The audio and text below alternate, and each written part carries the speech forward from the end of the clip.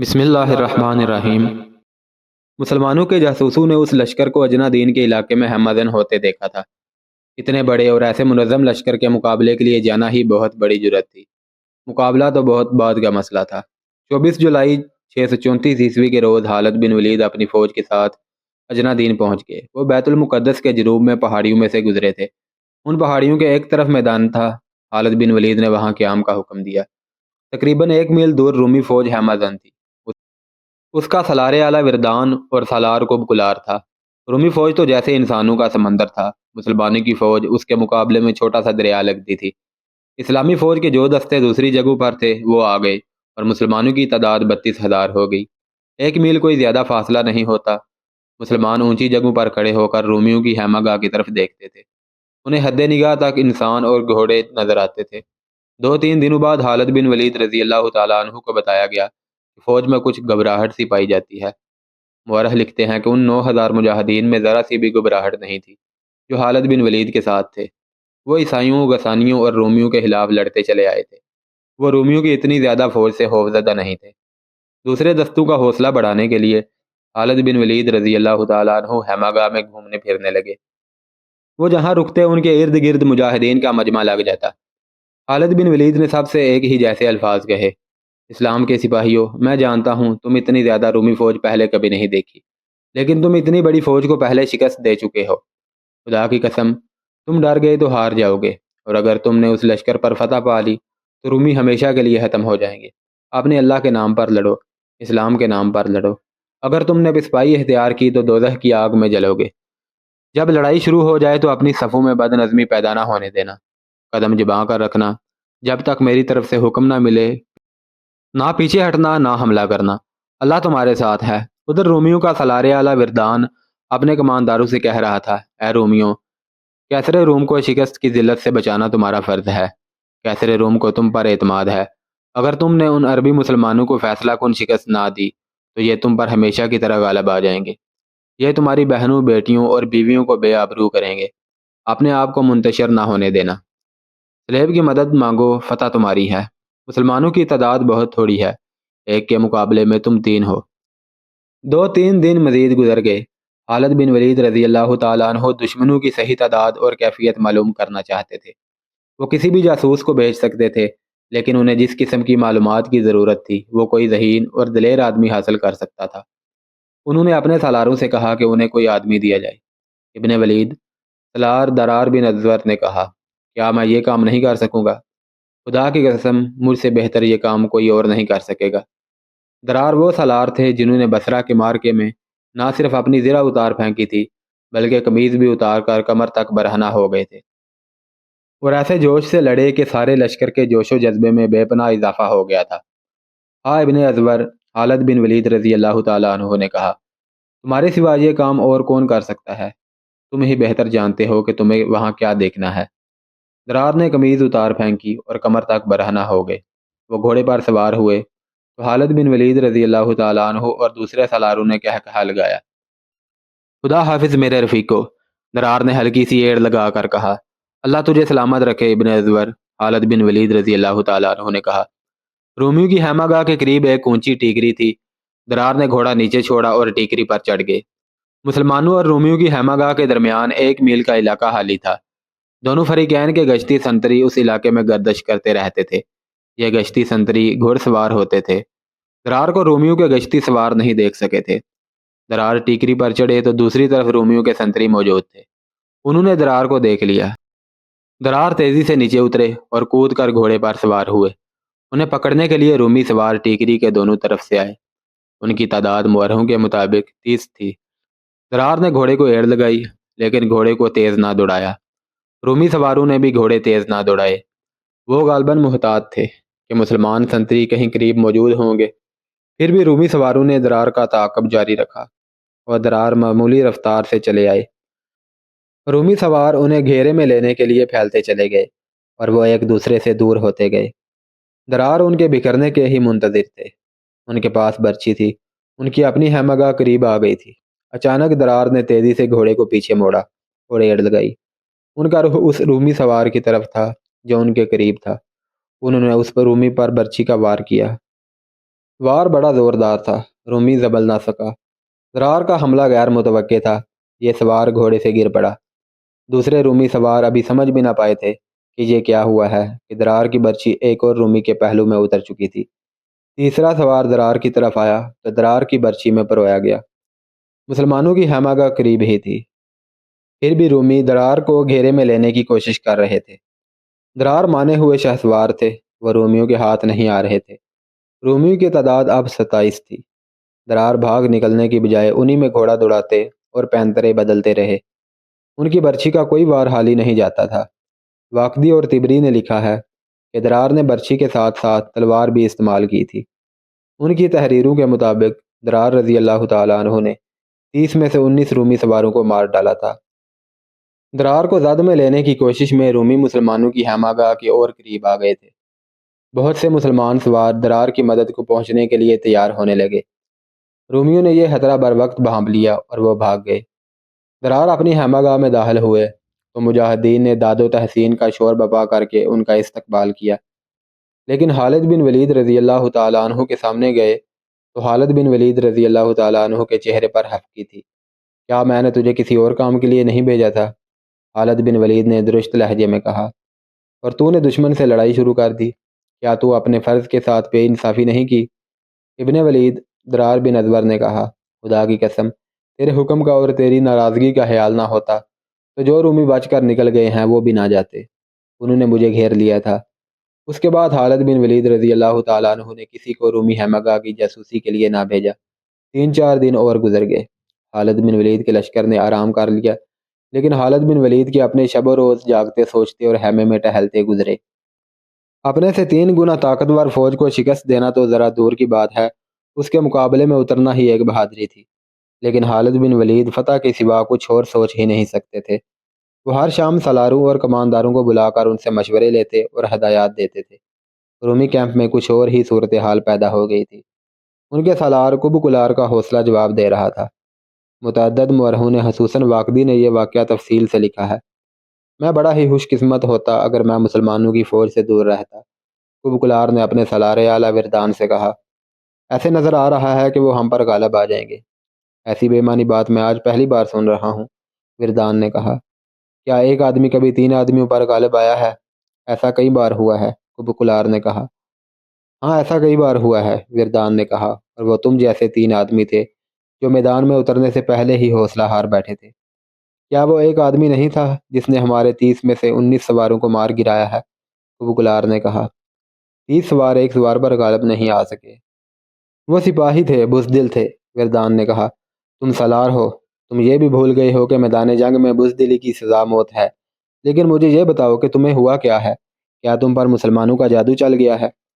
جب سے ایک مسلمان نے ہمارے 30 آدمیوں کا مقابلہ کیا اور 19 کو مار گرایا ہے، میں سوچ میں پڑ گیا ہوں کہ اس ایک آدمی میں اتنی طاقت اور اتنی پھرتی کہاں سے آ گئی تھی۔ سالار کب کلار نے کہا، میں نے ایک عربی عیسائی کو مسلمانوں کے کیمپ میں بھیج رکھا تھا۔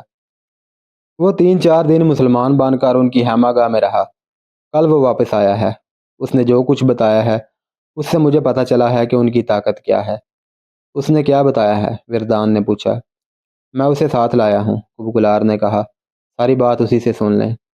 جاسوس کو بلایا گیا۔ وردان نے اس سے پوچھا کہ مسلمانوں کی خیمہ گاہ میں اس نے کیا دیکھا ہے۔ سالار اعلیٰ کا رتبہ کیسر روم جتنا ہو، جاسوس نے تعظیم سے کہا۔ میں نے اس خیمہ گاہ میں عجیب لوگ دیکھے ہیں، وہ جو اپنے آپ کو مسلمان کہلاتے ہیں، ہم جیسے نہیں۔ تم اتنے دن ان کے درمیان کس طرح رہے؟ وردان نے پوچھا۔ کیا تم پر کسی نے شک نہیں کیا؟ میں ان کی زبان بولتا ہوں، جاسوس نے جواب دیا۔ ان کے طور طریقے جانتا ہوں، ان کے مذہب اور ان کی عبادت سے واقف ہوں۔ وہ اپنی فوج میں آپ کی طرح کسی کو بھرتی نہیں کرتے۔ جو کوئی ان کی فوج میں شامل ہونا چاہتا ہے اپنا ہتھیار اور اپنا گھوڑا لے کر شامل ہو جاتا ہے۔ میں مسلمان بن کر ان کی فوج میں شامل ہو گیا تھا۔ میں نے ان مسلمانوں میں کچھ نئے اصول دیکھے ہیں۔ رات کو وہ عبادت گزار ہوتے ہیں اور دن کو ایسے جنگجو جیسے وہ لڑنے مرنے کی سوا کچھ جانتے ہی نہ ہوں۔ اپنے عقیدے کے تحفظ اور اس کے فروغ کے لیے لڑنے اور جان دینے کو یہ اپنا ایمان کہتے ہیں۔ ان کا ہر ایک سپاہی اس طرح بات کرتا ہے جیسے وہ کسی سالار کے حکم سے نہیں بلکہ اپنی ذاتی لڑائی کے لیے آیا ہو۔ وہ سب ایک جیسے ہیں۔ لباس سے سالار اور سپاہی میں فرق معلوم نہیں کیا جا سکتا۔ میں نے ان میں مساوات کے علاوہ انصاف دیکھا ہے۔ اگر ان کے حاکم یا امیر کا بیٹا چوری کرے تو اس کا بھی ہاتھ کاٹ دیتے ہیں۔ اگر وہ کسی عورت کے ساتھ بدکاری کرتے ہوئے پکڑا جائے تو اسے سرے عام کھڑا کر کے پتھر مارتے ہیں، حتیٰ کہ وہ مر جاتا ہے۔ یہ لوگ اتنے مطمئن ہیں کہ انہیں کوئی فکر اور کوئی پریشانی نہیں۔ سالار اعلیٰ، اگر مجھے معاف کر دیں تو میں کہوں کہ ہماری فوج میں وہ وصف نہیں جو مسلمانوں میں دیکھ کر آیا ہوں۔ مسلمانوں کا کوئی بادشاہ نہیں، ہمارے سپاہی بادشاہ کے حکم سے لڑتے ہیں، اور جب دیکھتے ہیں کہ بادشاہ انہیں نہیں دیکھ رہا تو وہ اپنی جانیں بچانے کی کوشش کرتے ہیں۔ مسلمان ایک خدا کو اپنا بادشاہ سمجھتے ہیں، اور وہ کہتے ہیں کہ خدا ہر جگہ موجود ہے اور انہیں دیکھ رہا ہے۔ مشہور محرخ طبری نے لکھا ہے کہ کب کلار بول پڑا، میں کہتا ہوں میں اس زمین کے نیچے چلا جاؤں جس زمین پر ان سے مقابلہ کرنا پڑے، کاش میں ان کے قریب نہ جا سکوں، نہ خدا ان کے خلاف میری نہ میرے خلاف ان کی مدد کرے۔ وردان نے کب کلار سے کہا کہ اسے لڑنا پڑے گا، لیکن کب کلار کا لڑنے کا جذبہ ماند پڑ گیا تھا۔ 29 جولائی 634 عیسوی کی شام خالد بن ولید نے اپنے سالاروں کو آخری ہدایات دی اور اپنے لشکر کی تقسیم کر دی۔ مجاہدین نے روزمرہ کی طرح فجر کی نماز باجماعت پڑھی، سب نے گڑ گڑا کر بڑے ہی جذباتی انداز میں دعائیں مانگی۔ بہت سے ایسے تھے جن کی آنکھوں میں آنسو آ گئے، ان میں سے نہ جانے کس کس کی یہ آخری نماز تھی۔ نماز کے فوراً بعد انہیں اپنے دستوں کے ساتھ ان جگہوں پر چلے جانا تھا جو ان کے لیے گزشتہ رات مقرر کی گئی تھی۔ سورج نکلنے سے پہلے پہلے خالد بن ولید کا لشکر اپنی جگہوں پر پہنچ چکا تھا۔ رومیوں نے یہ سوچا تھا کہ وہ اپنی اتنی زیادہ تعداد کے بل بوتے پر اتنا پھیل جائیں گے کہ مسلمان اتنا پھیلے تو ان کی صفوں میں شگاف پڑ جائیں گے، لیکن خالد بن ولید رضی اللہ تعالیٰ عنہ نے تعداد کی قلت کے باوجود محاذ 5 میل لمبا بنا دیا۔ اس سے یہ خطرہ کم ہو گیا کہ رومی پہلوؤں میں جا کر یا پہلوؤں سے عقب میں جا کر حملہ کریں گے۔ خالد بن ولید رضی اللہ تعالیٰ عنہ نے دوسری دانش مندی یہ کی کہ اپنے لشکر کا منہ مغرب کی طرف رکھا تاکہ سورج ان کے پیچھے اور رومیوں کے سامنے رہے، اور وہ آنکھوں میں سورج کی چمک پڑنے کی وجہ سے آنکھوں کو کھول نہ سکیں۔ حسب معمول خالد بن ولید نے اپنی فوج کو 3 حصوں میں تقسیم کیا۔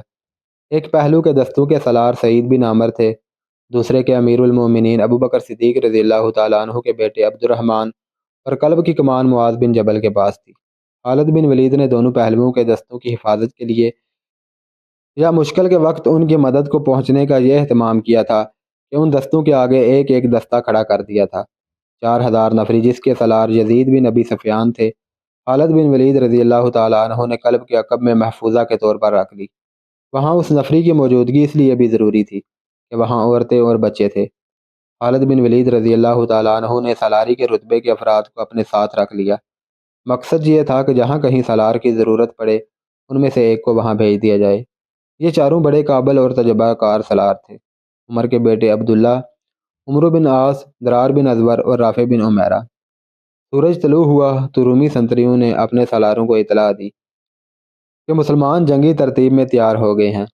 رومیوں کے اجتماع میں ہڑبونگ سی مچ گئی، ان کا خدشہ بجا تھا کہ مسلمان حملہ کر دیں گے۔ رومی سالاروں نے بڑی تیزی سے اپنے لشکر کو تیار کیا اور مسلمانوں کے سامنے کھڑا کر دیا۔ دونوں فوجوں کے درمیان فاصلہ تقریباً 4 فرلانگ تھا۔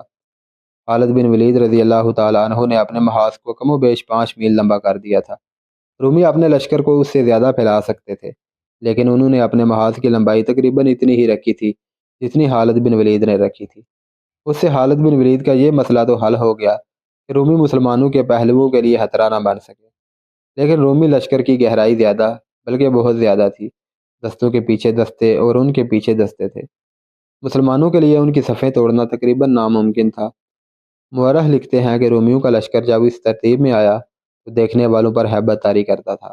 بہت سی سلیبیں جن میں سے کچھ بڑی اور کچھ ذرا چھوٹی تھی اس لشکر میں سے اوپر کو ابھری ہوئی تھی، اور کئی رنگوں کے جھنڈے اوپر کو اٹھے ہوئے لہرا رہے تھے۔ اس کے مقابلے میں مسلمانوں کی فوج نہایت معمولی اور بے روب سی لگتی تھی۔ رومیوں کا سالار وردان اور سالار قب کلار اپنے لشکر کے قلب کے سامنے گھوڑوں پر سوار کھڑے تھے۔ ان کے ساتھ ان کے محافظوں کا ایک دستہ تھا جو لباس وغیرہ سے بڑی شان والے لگتے تھے۔ رومیوں کی تعداد اور ان کے ظاہری جاہ و جلال کو دیکھ کر خالد بن ولید رضی اللہ تعالیٰ عنہ نے محسوس کیا ہوگا کہ ان کے مجاہدین پر رومیوں کا ایسا اثر ہو سکتا ہے کہ ان کا جذبہ ذرا کمزور ہو جائے۔ شاید اسی لیے خالد بن ولید رضی اللہ تعالیٰ عنہ نے اپنے گھوڑے کو ایڑ لگائی اور گھوڑے کا رخ اپنی فوج کے ایک سرے کی طرف کر دیا۔ یہ پہلا موقع تھا کہ انہوں نے اپنے محاذ اتنا زیادہ پھیلا دیا تھا۔ انہوں نے گھوڑا ایک پہلو کے دستے کے سامنے جا روکا۔ یاد رکھنا کہ تم اس اللہ کے نام پر لڑنے آئے ہو جس نے تمہیں زندگی عطا کی ہے۔ خالد بن ولید رضی اللہ تعالیٰ عنہ نے ایک ہاتھ اور اس ہاتھ کی شہادت کی انگلی آسمان کی طرف کر کے انتہائی بلند آواز میں کہا، اللہ کسی اور طریقے سے بھی اپنی دی ہوئی زندگی تم سے واپس لے سکتا ہے۔ اللہ نے تمہارے ساتھ ایک رشتہ قائم کر رکھا ہے۔ کیا یہ اچھا نہیں کہ تم اللہ کی خاطر اپنی جانیں قربان کر دو؟ اللہ اس کا اجر دے گا۔ ایسا پہلے بھی ہو چکا ہے کہ تم تھوڑے تھے اور تمہارا مقابلہ اس دشمن سے ہوا جو تم سے 2 گنا اور 3 گنا تھا، اور اتنا طاقتور دشمن تمہاری ضرب سے اس طرح بھاگا جس طرح بکری شیر کو اور بھیڑ بھیڑیے کو دیکھ کر بھاگتی ہے۔ رومیوں کی ظاہری شان و شوکت کو نہ دیکھو، شان و شوکت ایمان والوں کی ہوتی ہے۔ جاہو جلال ان کا ہے جن کے ساتھ اللہ ہے۔ اللہ تمہارے ساتھ ہے۔ آج اپنے اللہ پر اور اللہ کے رسول صلی اللہ علیہ وسلم پر ثابت کر دو کہ تم باطل کے پہاڑوں کو ریزہ ریزہ کرنے والے ہو۔ یہ تو جذباتی باتیں تھیں جو خالد بن ولید رضی اللہ تعالیٰ عنہ نے کی، اور ان کا اثر وہی ہوا جو ہونا چاہیے تھا۔ خالد بن ولید نے ان باتوں کے علاوہ کچھ ہدایات دیں۔ مورخوں نے ان کے صحیح الفاظ لکھے ہیں، جب آگے بڑھ کر حملہ کرو تو مل کر دشمن پر دباؤ ڈالو جیسے ایک دیوار بڑھ رہی ہو۔ جب تیر چلاؤ تو سب کے تیر اکٹھے کمانوں سے نکلیں اور دشمن پر بوچھاڑ کی طرح گریں۔ دشمن کو اپنے ساتھ بہا لے جاؤ۔ خالد بن ولید تمام دستوں کے سامنے رکے اور یہی الفاظ کہے۔ اس کے بعد وہ عقب میں عورتوں کے پاس چلے گئے۔ دعا کرتی رہنا اپنے حامدوں کے لیے، اپنے بھائیوں اور اپنے باپوں کے لیے۔ خالد بن ولید نے عورتوں سے کہا، تم دیکھ رہی ہو کہ دشمن کی تعداد کتنی زیادہ ہے اور ہم کتنے تھوڑے ہیں۔ ایسا ہو سکتا ہے کہ دشمن ہماری صفوں کو توڑ کے پیچھے آ جائے۔ خدا کی قسم مجھے پوری امید ہے کہ اپنی عزت اور اپنی جانیں بچانے کے لیے تم مردوں کی طرح لڑو گی۔ ہم انہیں تم تک پہنچنے نہیں دیں گے، لیکن وہ سب کچھ ہو سکتا ہے جو ہم نہیں چاہتے کہ ہو جائے۔ ولید کے بیٹے، ایک عورت نے کہا، کیا وجہ ہے کہ ہمیں آگے جا کر لڑنے کی اجازت نہیں؟ مرد زندہ ہوں تو عورت کیوں لڑے؟ خالد بن ولید نے کہا، اور اپنے آپ کو بچانے کے لیے لڑنا تم پر فرض ہے، اور تم پر فرض ہے کہ مرد تھوڑے رہ جائیں۔ دشمن غالب آ رہا ہو تو آگے بڑھو اور مردوں کی طرح لڑو، اور اپنے اوپر غیر مرد کا غلبہ قبول نہ کرو۔ یہ پہلا موقع تھا کہ خالد بن ولید نے عورتوں کو بھی دشمن سے خبردار کیا اور انہیں اپنے دفاع میں لڑنے کے لیے تیار کیا تھا۔ اس سے ظاہر ہوتا ہے کہ انہیں ہنسی تشویش تھی۔ انہوں نے کسریٰ کی فوجوں کو شکست پہ شکست دی تھی، لیکن رومی فارسیوں کی نسبت زیادہ منظم اور طاقتور تھے۔ خالد بن ولید رضی اللہ تعالیٰ عنہ کے سامنے یقیناً یہ پہلو بھی ہوگا کہ مجاہدین کو گھروں سے نکلے عرصہ ہو چکا تھا اور وہ مسلسل لڑائیوں کے تھکے ہوئے بھی تھے۔ انہیں اپنے اللہ پر، اللہ کی دی ہوئی روحانی طاقتوں پر اور ایمان پر بھروسہ تھا۔ دونوں فوجیں لڑائی کے لیے تیار ہو گئیں۔ رومیوں کی طرف سے ایک معمر پادری آگے آیا اور مسلمانوں سے کچھ دور آ کر رک گیا۔ اے مسلمانوں، اس نے بلند آواز سے کہا، تم میں کوئی ایسا ہے جو میرے پاس آ کر بات کرے؟ خالد بن ولید رضی اللہ تعالیٰ عنہ نے اپنے گھوڑے کی لگام کو ہلکا سا جھٹکا دیا اور پادری کے سامنے جا کھڑا ہوا۔ تم سالار ہو؟ بوڑھے پادری نے کہا، کیا تم میں مجھ جیسا کوئی مذہبی پیشوا نہیں؟ نہیں، خالد بن ولید رضی اللہ تعالیٰ عنہ نے جواب دیا، ہمارے ساتھ کوئی مذہبی پیشوا نہیں ہوتا، سالار ہی امام ہوتا ہے۔ میں سپہ سالار ہوں، اور میں معزز پادری کو یہ بھی بتا دیتا ہوں کہ میں اس وقت تک سپہ سالار رہوں گا جب تک میری قوم اور میری فوج چاہے گی۔ اگر میں اپنے اللہ وحدہ لا شریک کے احکام اور اس کے رسول صلی اللہ علیہ وسلم کے فرمان سے انحراف کروں گا تو مجھے سپہ سالار نہیں رہنے دیا جائے گا۔ اگر اس حالت میں بھی سپہ سالار رہوں گا تو سپاہیوں کو حق حاصل ہے کہ وہ میرا حکم نہ مانیں۔ مورخ لکھتے ہیں کہ معمر پادری پر خاموشی طاری ہو گئی اور وہ کچھ دیر خالد بن ولید کے منہ کی طرف دیکھتا رہا۔ شاید یہی وجہ ہے، پادری نے ذرا دبی سی آواز میں کہا، یہی وجہ ہو سکتی ہے کہ فتح ہمیشہ تمہاری ہوتی ہے۔ وہ بات کر معزز پادری جو تو کرنے آیا ہے، خالد بن ولید نے کہا۔ ہاں، پادری نے جیسے بیدار ہو کر کہا، اے عرب سے فتح کی امید لے کر آنے والے، کیا تو نہیں جانتا کہ جس زمین پر تو فوج لے کر آیا ہے اس پر کسی بادشاہ کو کبھی پاؤں رکھنے کی جرت نہیں ہوئی تھی؟ تو اپنے آپ کو کیا سمجھ کر یہاں آ گیا ہے؟ فارسی آئے تھے لیکن ان پر ایسی دہشت طاری ہوئی کہ بھاگ گئے۔ کئی دوسرے بھی آئے تھے، وہ بڑی بہادری سے لڑے تھے، لیکن ناکامی اور مایوسی کے سوا انہیں کچھ حاصل نہ ہوا اور وہ چلے گئے۔ تجھے ہمارے خلاف کچھ کامیابیاں حاصل ہوئی ہیں، لیکن یہ خیال دماغ سے نکال دے، ہر میدان میں فتح تو ہی پائے گا۔ مورخوں کے مطابق خالد بن ولید رضی اللہ تعالیٰ عنہ خاموشی سے سن رہے تھے، اور بوڑھا پادری پراثر لہجے میں بول رہا تھا، میرا سپہ سالار وردان جو میرا آقا ہے تجھ پر کرم اور نوازش کرنا چاہتا ہے۔ پادری کہہ رہا تھا، اس سے بڑی نوازش اور کیا ہوگی کہ اس نے تیری فوج کو کاٹ دینے کی بجائے مجھے یہ پیغام دے کر تیرے پاس بھیجا ہے کہ اپنی فوج کو ہمارے ملک سے واپس لے جا۔ میرا آقا تیرے ہر سپاہی کو 1 دینار، 1 قبا اور 1 امامہ دے گا، اور تجھے 100 امامے، 100 قبائیں اور 100 دینار عطا کرے گا۔ تیرے لیے یہ فیاضی معمولی نہیں۔ کیا تو نہیں دیکھ رہا کہ ہمارا لشکر ریت کے ذروں کی طرح بے حساب ہے؟ تو جن فوجوں سے لڑ چکا ہے ہماری فوج ان فوجوں جیسی نہیں۔ تو نہیں جانتا کہ اس فوج پر کیسرے روم کا ہاتھ ہے؟ اس نے منجے ہوئے تجربہ کا سالار اور چوٹی کے پادری اس فوج کو دیے ہیں۔ بول، تیرا کیا جواب ہے؟ انعام چاہتا ہے یا اپنی اور اپنی فوج کی تباہی؟ دو میں سے ایک، خالد بن ولید نے جواب دیا۔ میری 2 شرطوں میں سے ایک پوری کر دو تو میں اپنی فوج کو لے کر چلا جاؤں گا۔ اپنے آقا سے کہو اسلام قبول کر لو یا جزیہ ادا کرو، اگر نہیں تو ہماری تلواریں فیصلہ کریں گی۔ میں تیرے آقا کے کہنے پر واپس نہیں جاؤں گا۔ تیرے آقا نے جو دینار، قبائیں اور امامے پیش کیے ہیں وہ تو ہم وصول کر ہی لیں گے۔ ایک بار پھر سوچ عربی سالار۔ عرب کے سالار نے سوچ کر جواب دیا ہے۔ خالد بن ولید نے کہا، جا اپنے آقا تک میرا جواب پہنچا دے۔ بوڑھے پادری نے رومی سپہ سالار وردان کو خالد بن ولید کا جواب دیا۔ عرب کے ڈاکوؤں کی یہ جرت؟ وردان نے غصے سے پھٹتے ہوئے کہا، کیا وہ نہیں جانتے کہ میں ان سب کو ایک ہی حلہ میں ختم کر سکتا ہوں؟ اس نے اپنی سپاہ کی طرف گھوڑا گھما کر حکم دیا، تیر انداز آگے آ جائیں اور ان بدبختوں کو فنا کرنے کے لیے تیار ہو جائیں۔ فلاحن بھی آگے لے آؤ۔ تیر انداز آگے آئے تو مسلمانوں کے قلب کے سالار معاذ بن جبل نے اپنے دستوں کو حملے کے لیے تیاری کا حکم دیا۔ ٹھہر جا ابن جبل، خالد بن ولید نے کہا، جب تک میں نہ کہوں حملہ نہ کرنا۔